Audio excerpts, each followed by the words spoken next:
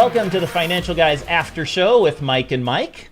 Today, we will be looking into one of the key people in our organization. This is the place where you can go deeper into the things that we do at the Financial Guys and see some of the key people in a different light, learn a little bit more about them. And today we have Glenn Wiggle. We'll be getting into Glenn in just one moment. We hope you enjoyed the radio show today, folks. Lots going on. We're pleased to be here yet again. And we will be talking to Glenn. Glenn is not only a founder and one of the principals of the Financial Guys, but he also is a partner and founder of Peak Brokerage Services, our broker-dealer, an investment firm called Independent Solutions Wealth Management, registered investment advisory firm. He also, if that wasn't enough, he formed, along with partners Mike Lomas and Dan Neiman and Harvey Neiman, Neiman Funds Management.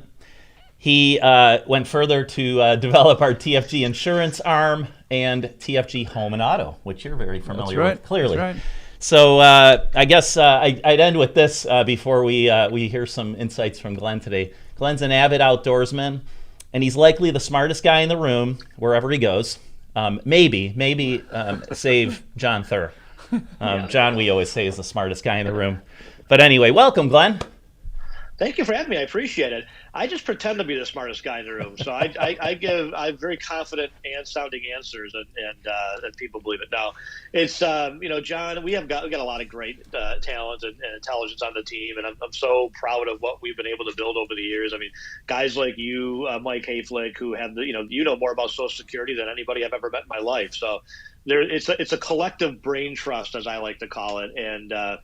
It's just nice not to have to wear all the hats anymore. Years ago, sure. 20 years ago when Mike and I started the Financial Guys, I think it's like, okay, we got a dozen hats we got to wear. You take these 6, I'll take these 6, and we'll do the best we can. And that's all you can do, right? And at least for us, we had a partnership to split up those tasks. I mean, imagine working with an individual at a large firm that doesn't have any sort of, partners or collaborators or people he works with. I mean, they've got to know all 12 things in their head, and it's not possible to do. So, no. We're just so fortunate to have the opportunity to work with folks like you and Mike Sparaz on the homeowner auto side that, help to protect our clients from a liability standpoint, that really understand and specialize in those specific areas. I think it just allows us to bring a higher level of expertise to the table when we're meeting with our clients. So we're really proud to have all you guys on our team. Thank you. And I'm absolutely proud to be on it. That's for sure.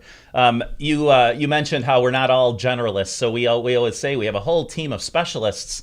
And there was a lot going on in the stock market this week. So our team of specialists with Independent Solutions, including 2 chartered financial analysts, Paul Meeks and John Thur, you, Mike, Dan Neiman, we have Mike Zimmer. I always forget. I always think I have to just call him Zimmer. There's lots of Mikes in our organization. Mike Zimmer and Dave Mariacker. And I'll bet you guys had spent a few hours on the phone this past week discussing some of the things going on with interest rates and the impact on the markets. For sure. So we talked, we're in contact with each other every week. We had an investment committee about maybe 2 weeks ago now. And I mentioned this on the show last week. And I remember very specifically, I usually do the moderating in those meetings. And we go around in a Zoom meeting and we talk, kind of round table kind of discussion. What are your concerns? What are you looking at? And I remember John very specifically saying, guys, it's all about the bond market and it's all about interest rates. And that's going to dictate what happens next in the stock market. And to your point about being one of the smartest guys in the room, John Thur is one of our chartered financial analysts. He's been in the industry for over 40 years. I mean, he's been around since 1980. I always tease him, about, being around in the Great Depression, the Roaring '20s, but not quite that old. But John's certainly long in the tooth and got a lot of experience. He's been through the '87 crash. He's been through the '90 S&L crisis. He's been through the '98 devaluation of the ruble and the 2000 tech wreck and so on and so forth. So, Paul Meeks, also on our investment committee, also a chartered financial analyst, very aware, obviously, and attuned to what's going on with the macroeconomic data, especially things like interest rates. So interest rates, took a huge jump ahead. The 10-year Treasury is now over 1.5%. That's almost a doubling, really, over just the last 6-month period. So, as those interest rates go up, the high multiple, high beta stocks, as we call them, those that a beta is a measure of volatility. Those high volatility stocks are gonna have more downside risk. You compound that issue I don't like Jay Powell. I never have. I like Janet Yellen, to be honest with you. I really wish that President Trump would have kept Yellen in the position she was. I think that was a huge mistake by President Trump. I said it at the time. Janet Yellen, I thought, was the best Fed chief we had, since the 80s, really, since before Greenspan. And I thought she did a wonderful job. Jay Powell opens his mouth, inserts foot on a regular basis. And, watch, he'll be walking back his comments next week. All he had to do on Thursday was say, well, it looks like we might have some inflation ticking up. And the market's plummeted. I mean, not plummeted. I mean, it seems like feels like they plummeted. It feels it, yeah, 600 points. Right. In reality, it's only 2%, but it does feel like oh my God, it's a roller coaster. And I think this year is going to be a lot of volatility. What we've talked about our investment committee is not necessarily having a major, oh my God, we're going to have a real bad, losing 20% year. But a lot of this repricing and rotation. Now, if you're in the wrong investment portfolio, you could end the year negative. Absolutely. But I think this year will probably, when you look at the major indexes, when we're rolling around, Christmas time this year, I think you're going to see things probably end the year pretty flat. But it's going to be a bumpy ride throughout. And that makes for, some opportunities when you have individual stock portfolios, or you have the ability to pick, great managers of mutual funds or package type of pooled investment vehicles that can really navigate and be selective in what they pick. But that broader market of throwing a dart at anything tech and having to go through the roof is over. Mm-hmm. And I think it becomes a difficult market where professionals excel. I think you begin to see the difference in professional money management versus people that were trying to dabble on their own. So if there are dabblers out there, more power to you. I mean, certainly we always encourage people to invest, and I like people setting up small accounts to play and to just learn. I think it's a great learning experience, but don't do it with your retirement funds, please. Right. So don't $10,000 in an E-Trade account. Have a good time. Right. But don't do it with your $250,000, your $500,000 retirement funds. Don't put things at risk. Put those with the professionals. You're going to be better served. Absolutely. Glenn, in terms of interest rates, I'm going through this right now with how, home buying, but do you see that long term in this presidency continuing to climb, or do you think that's going to kind of peter out, or? Well, I think it will probably peter out. I think it will. I think it's got more to go up. I think you still have more incline, but here's the issue that we have again, and I've talked about this, going back, it feels like forever, right? But at least to 2008 when we had Barack Obama first come into the presidency. You have two sides of fiscal policy and monetary policy. We got the fiscal and you got the monetary, right? So economic policy, two sides of economic policy. Fiscal policy is the tax policy coming out of the White House and Congress. Monetary policy comes out of the Fed, right? Ideally, fiscal policy and monetary policy, just like your two legs or your two hands, work together to help to stabilize the price environment and stabilize the economy, right? Unfortunately, we've had a broken fiscal policy for quite some time. Higher interest rates and more regulations are not the way to encourage, production and growth in the economy. And so the Fed's had to work double duty, going back to, again, Ben Bernanke and then Janet Yellen. They've had to really work overtime in a way. It's like hopping on one leg. So imagine tying your one leg or breaking your one leg. Now you're on crutches and you're hopping around on one leg. It's hard to go very far with that, and it tires you out. But that's the Fed, right? The Fed had the monetary policies, had to keep rates at near zero. We had zero rates from 2008 until now. I mean, the Fed has raised rates twice in 12 years. That's not normal. That's not right. But they have no choice because the fiscal policy, even under Trump, I mean, he cut corporate taxes. That was great. But he didn't cut the marginal tax rates for individual. And so even during his time period, you still had to keep rates at near zero. The fear now is that if interest rates start to take off, if they don't have control over it, they're going to be forced to raise rates even though they don't want to. And now you've got both broken legs. And that's where the market concerns come in, like, oh, my God, is the Fed going to be able to keep rates at zero? Now, the saving grace to this, in a way, for the short term, is a ridiculous amount of federal stimulus coming into the money, coming into the market, right?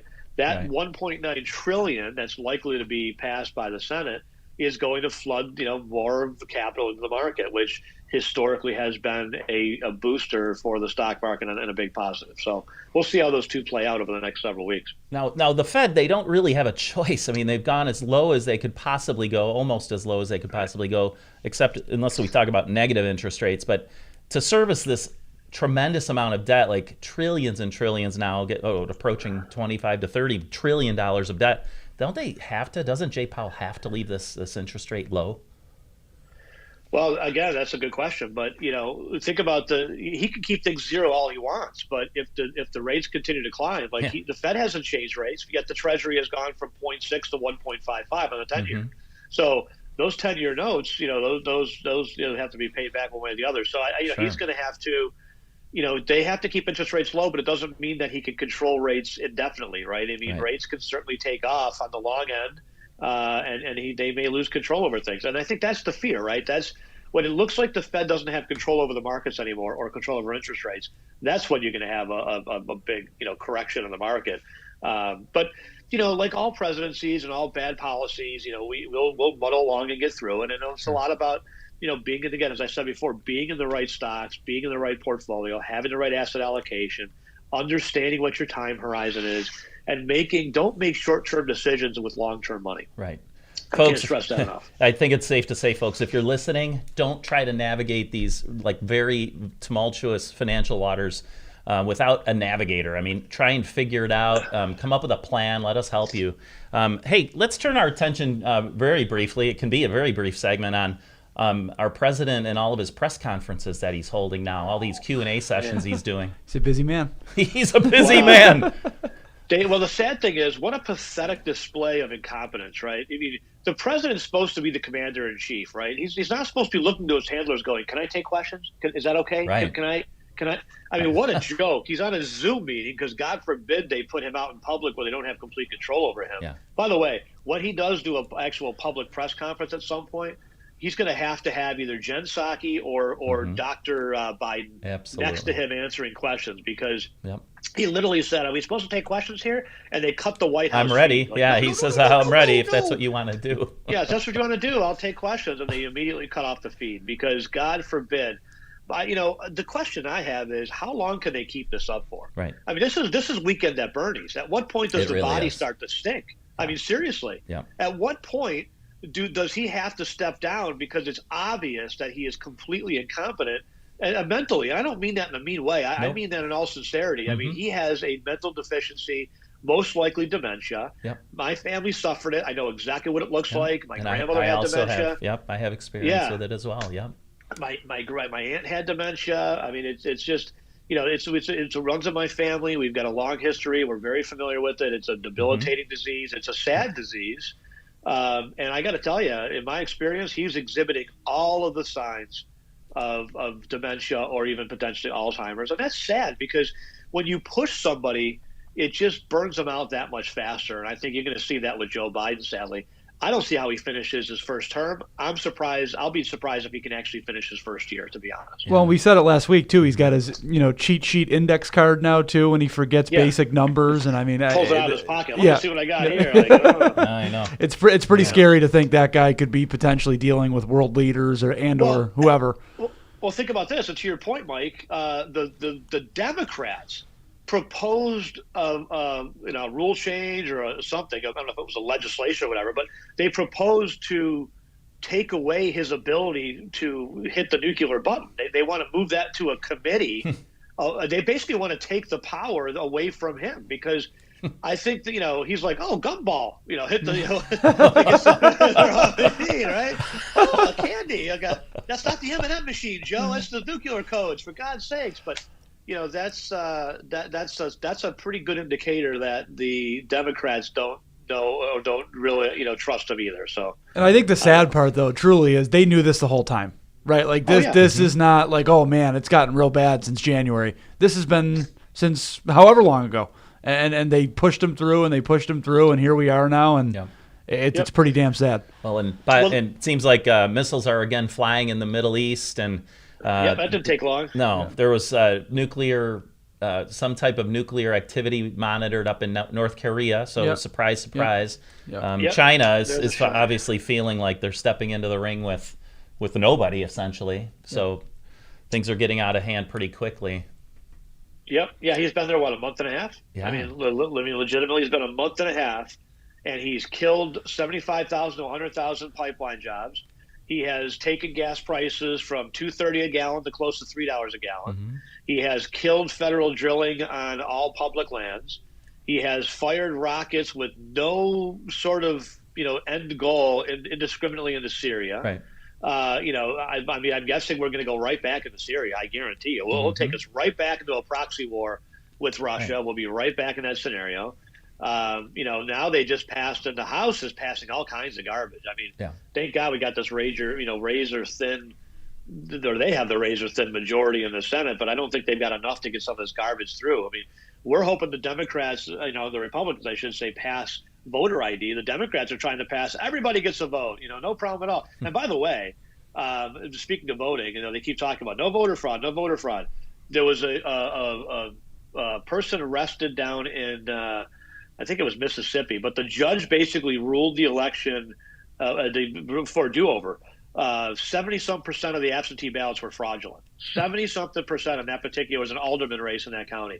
In addition to that, in Georgia, of all the counties that are supposed to certify the chain of, not chain of command, but the chain of custody. Custody, thank you very much. For those ballots, none of them have been able to prove that. None of them have been able to provide the required legal documents to prove that chain of custody happened. They have no idea. So, it's obvious that they've stuffed stuff in the actual extra ballots in the ballot box, things like that. And it's just unfortunate that, that we're not looking into this more from both parties. Both parties should be interested.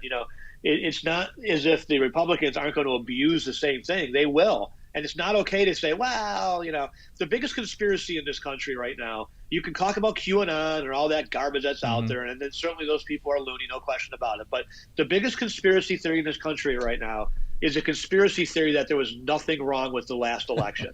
Right. Seriously. I mean, I'm not saying there was out and out, a stolen necessarily, although, I think that the evidence, there's a lot of evidence there. Sure. But there certainly were very, there was certainly fraud. I don't know how else to put it. I mean, you can't explain any of these things. So we'll see what happens. It's almost like the hockey team who gets like four penalties against them in the third period, and the other team just seems to be coasting through and not getting any penalty calls, or the like basketball team that just seems to be getting every call in the lane, foul, technical foul. There was an NBA. I just read some of these articles, but an NBA player got 2 technical fouls like within 12 seconds and got kicked out of the game, and of course the opponent just rolled like the last minute of the game. But that's kind of how I feel. I feel like the Democrats either feel like, it doesn't matter, like we don't even have to prove chain of custody anymore. And if we do get caught, there's probably going to be the judicial branch that we're going to rely on, because a lot of them are going to side with us anyway. So, and I mean, I think I could sum it up for my experience voting this year. I walked in, didn't get asked for ID once. Not one, what's your last name? Speraza. Okay. Is it Charles? Is it Michael? Michael. Didn't look at it, didn't pull my mask down, walked right in, voted. Could have been anybody. Well, there's no ID. What's the point of pulling your mask down? They don't know what you look like. Right. I mean, all you got to do is, in New York, all you got to do is sign your name. I mean, that's the thing. There's no ID whatsoever. So, but the funny part about that, Glenn, is my signature on that, in the voting book was from 2009. My signature is totally different now. So they obviously didn't check it because it's totally different than what it looked like. You know what I mean? Yeah. So, well, let's just briefly talk about teachers, shutdowns of schools, Glenn, and then we'll get to our New York Governor Cuomo. What are you thinking about the pressures that at least seem to be on? I'm not going to say teachers unions, but just on teachers to get back in the classroom.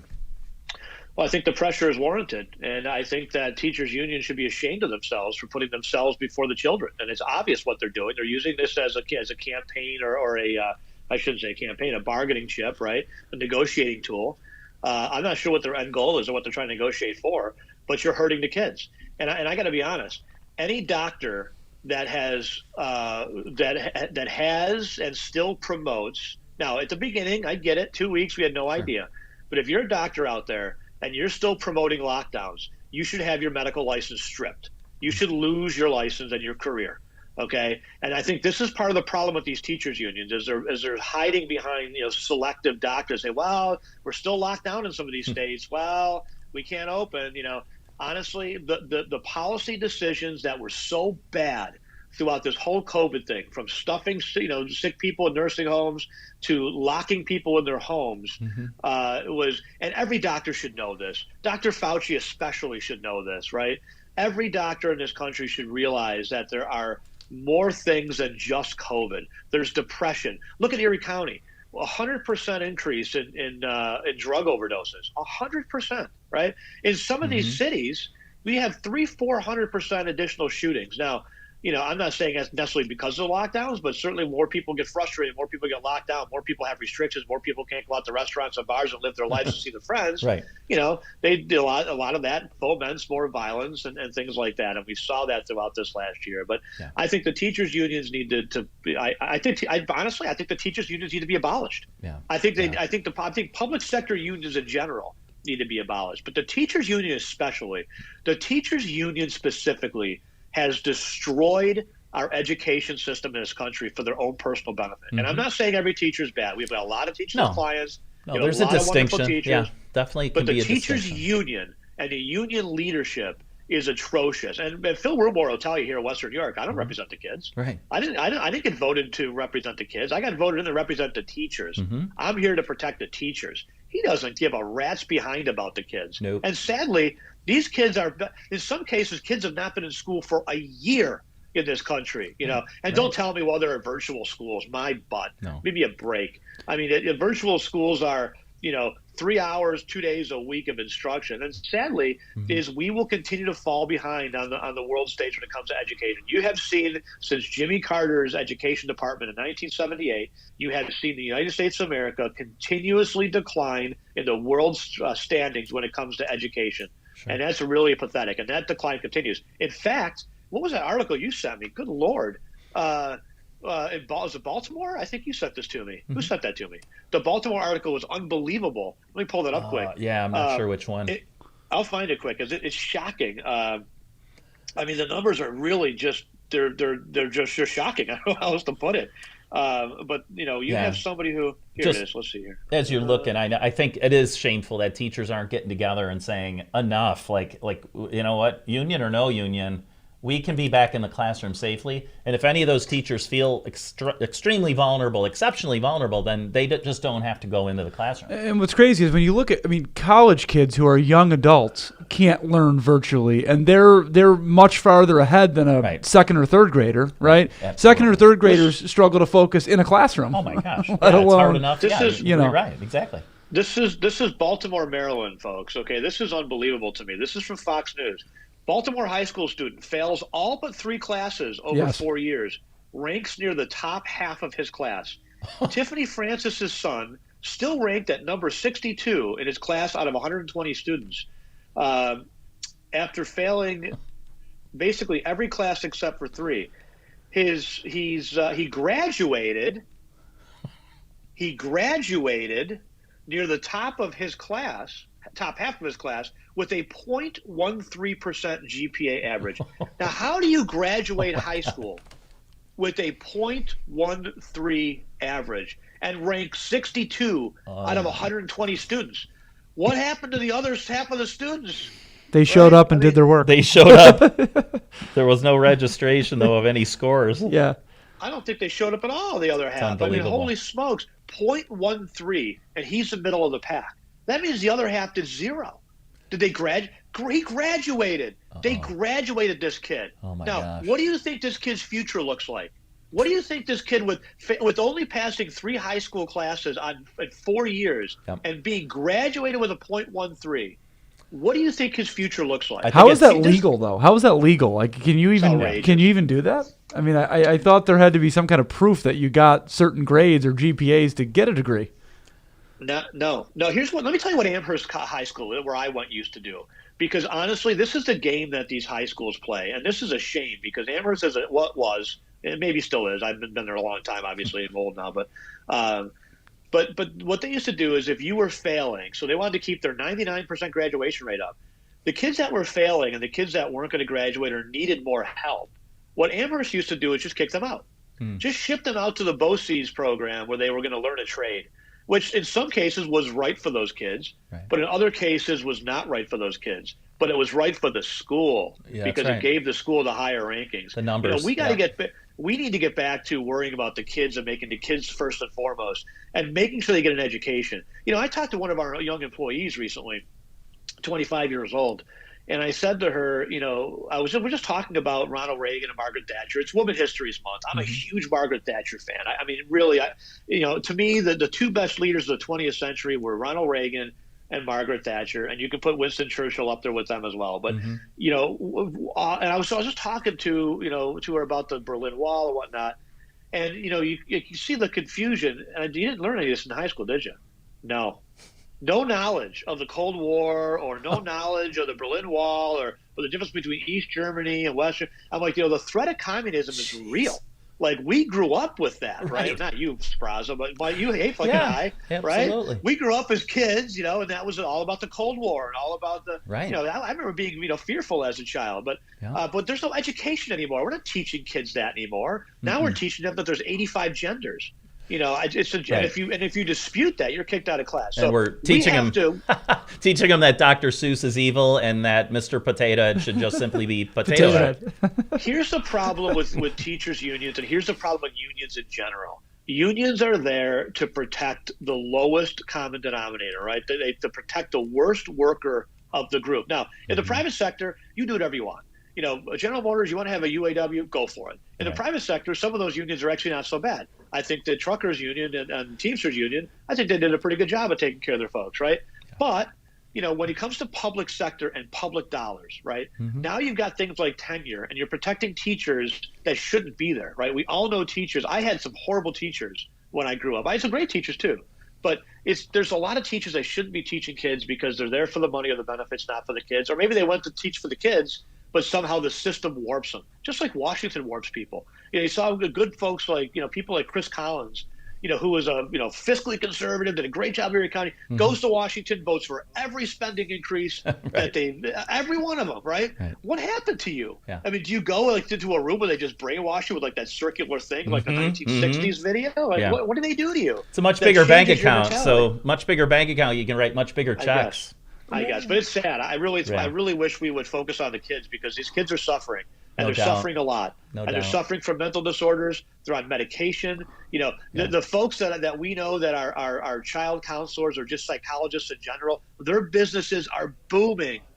But kids, that's not right. No, I want to say one stat too that I saw. I don't know where it was from the other day, but ages 13 to 18 self-harm up 99%, overdoses up 119%. 13 to 18. It's just sad. 13 to 18. That is. Makes you sick. Doubling. It makes you sick. In the but go for that extra health care benefit. Go for that shorter work day. What are you afraid of? If you're afraid, quit your job, lock yourself in your house. I mean, you've got a virus that you have a 99.9% survival rate from. For God's sakes, you have a bigger risk of getting killed in a car crash on the way to your school if you're under 60 years old. Right. If you're 60 plus as a teacher, fine. Stay home. We'll pay you. We'll retire you early. Give them the retirement early. I'm okay with that, okay? But for God, get these kids back in school. Get these kids back with their friends. Get these kids back in sports. Get these kids back in music. Don't make them wear the face diapers. I saw a video where these kids are playing their trumpet. They're all in these plastic pods. Like, seriously? I mean, come on. Use your common sense. Get them back to living. Let them live again. Yeah, let them live again. For God, let them live again. I mean, the chance of a child under the age of 30, dying from COVID is almost zero. I mean, if you're under 18, it is zero. I mean, it's just the risk is just not there. And for these teachers, how selfish are you? Yeah. I mean, imagine if our nurses and our doctors were as selfish as these teachers unions. We'd all be dead right now, right? I'm not going to the hospital because I don't want to take the risk, right? Right. Come on, teachers. And you have no risk. Please get these kids back in school. It's just not right. And I actually think, though, the Biden administration knows there's no risk, because clearly they're just letting people storm across the border, probably for another after show segment. But there's no risk down there. There's no risk down there. It's just up here. And there could be hundreds, maybe thousands of people coming over with COVID, but clearly it won't matter if it's illegal immigrants coming over. I'm not as worried about the COVID as I'm worried about things like tuberculosis that these folks carry. There's some pretty nasty diseases that these folks carry, because we don't know if they've been vaccinated with anything. No. We don't know if they've been vaccinated for smallpox or been vaccinated for. We have no medical records on these people whatsoever. Yep. A normal country would never allow unlimited, unfettered, unknown mass migration or immigration. Right. It's ridiculous. But they are. Glenn, in the last minute or two, just your thoughts on is this going to be doomsday for Governor Cuomo of New York? Is this going to finally take him down? Another report came today about his top advisors fudging numbers all over the place. He's done. This is inescapable for him. This is not going away. I know Mike Lomas thinks differently. He thinks that Cuomo is going to stay there, and he may be right. But here's my thoughts and why I think he's going down. Okay, and this comes from me listening to a lot of other talk show hosts, including Ben Shapiro, who I think really is. I don't always agree with Ben. I think he's almost a little bit more too neutral for me, to be honest with you. But I think he's right on this point, and I'll give him credit for this. The media were the biggest cheerleaders for Governor Cuomo for the last 12 months. They have to save face now. Right? They were the ones that believed the lies. They cheered on the lies. They called him America's governor. Right. They put him up on a pedestal as the end-all be-all of governors in the country did the best job. They look like idiots right now. And they know they look like idiots right now. And that's why the New York Times on, was it Friday, I think, or Thursday it was, had a front page article talking about what you just mentioned, Mike, the fact that his aides were fudging numbers as early as June. They've been fudging numbers since June. Between that and the sexual harassment, I think he's finished. I'm not sure if you guys saw the CBS headline. CBS Nightly News was the latest victim of Governor Cuomo, that young lady who eventually, I guess, got fired or left. It was only a 5-minute piece. I want to keep this in mind. That was the lead story on CBS National News, okay?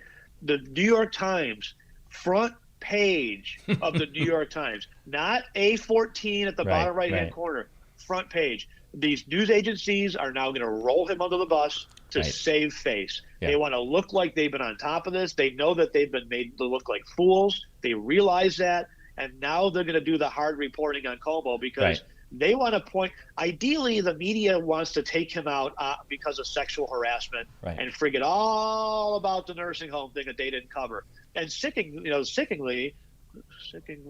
it's not a word. Sickeningly. Thank you very much. I haven't had that second cup of coffee yet. See, I need a cup. No, sickeningly. We've been talking about this since May. We've been talking about or April when we first discovered that the March 25th deadly directive of sending sick people to nursing homes. We've been talking about this while the media has been saying, nothing to see here. Look at how great he is. Oh, look at these press conferences. Oh, he's America's governor. His brother's joking with the him. love gov. He wrote. He stopped in June. He writes the book. Right in June, he starts his book. We're still in the middle. He's still got New York State shut down. We're still early on in the pandemic. And the media. So the media now has turned on Governor Cuomo. That's not going to change. They're not going to suddenly turn back. And so when it's a lot easier to get away with stuff when you have a full-blown propaganda machine. Right. For Governor Cuomo, he's had that propaganda machine for his whole career. Right. For Governor Cuomo, that propaganda machine is over for him now. No doubt. And without that propaganda machine, he will not be able to escape the constant, drumbeat for his resignation. I think he actually is forced to resign by the end of March. I think by the end of March, we can honestly got to be talking about Governor Kathy Hochul. Well, we'll see. He is so arrogant and so narcissistic. He thinks he's going to be king forever. So the only thing I'd say is his story might be providing some good cover for President Biden, though, as he fumbles his way through, everything he's doing. So maybe they'll extend it out even further. But I think you might be right here. I might have to side with you, Glenn, and not Lomas on whether he's actually going down. And I think the sickening part is throughout this, he's just been shutting down every business that he can as he's killing people day by day. And now you know how petty and vindictive he is. We've been talking about this for years. Now you know that a bar or restaurant in Kenmore that comes up with a funny menu that makes fun of Cuomo when the health department and the liquor authority showed up the next day, that was a direct. Here's what happened there. Somebody found that in the news. It goes viral. He sees it. He sends in his Gestapo to close down, shut down, destroy the business. Basically, you strip a liquor license from a bar, they're done. They're done. Finished, right? Yeah, they're done. How petty are you, Governor? How petty are you? I believe you. I'm sure our names have come across his desk multiple times. The good news for us is that you can try it all you want, but we do everything by the book. And so there's not a damn thing you can do to us, and you can try if you want. And unfortunately, fortunately for us, we don't have a liquor license. We're not beholden to that kind of garbage, but a lot of folks were. And when he's losing court cases and then sending in the liquor authority for retribution, right. That's like he thinks he's a mafia don. Right. The mob did not leave New York; it just went into politics. Yeah. And there you got the don right there in the as he's fudging numbers too, though. Exactly. Of course. Yeah. Fudging. Yeah, for sure. It's ridiculous, but he's gone. I think it's over for him. You could say bye-bye to the political future of Governor Cuomo. Even if he hangs on this year, his future's finished. His run for presidency will never happen now.